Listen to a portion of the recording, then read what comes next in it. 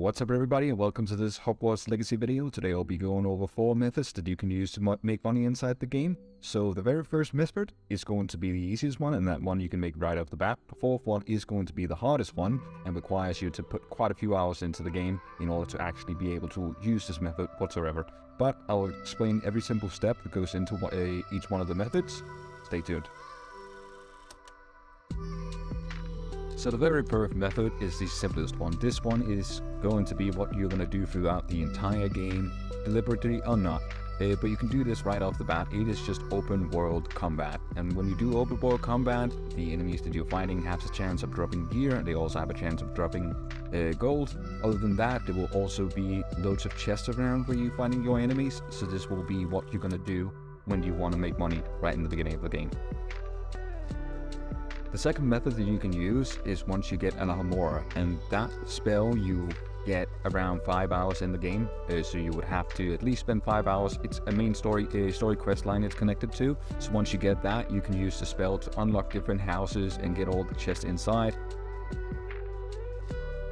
Around this point in the game, you will also unlock stealth, which is very good when you approach these chests with the eye on the top, because the eye on the top is going to track you around. But if you go in stealth, you can actually go up to that chest and unlock it, and every single one of these chests is going to hold 500 gold. So the third option is by far the most profitable active method that you can use the entire game for gaining gold. This is once you have the session with the magical beast, where you get the bag, which is part of the main story, and it does take quite a bit to get to. So this is not something you can do right off the bat in the game.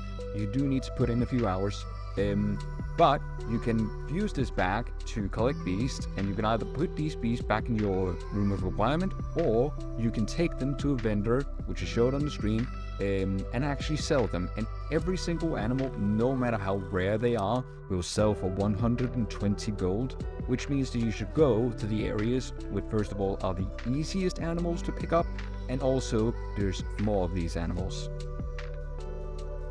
So the last method is also the one that takes the longest to get to. This is once you unlock the ability to breed the animals.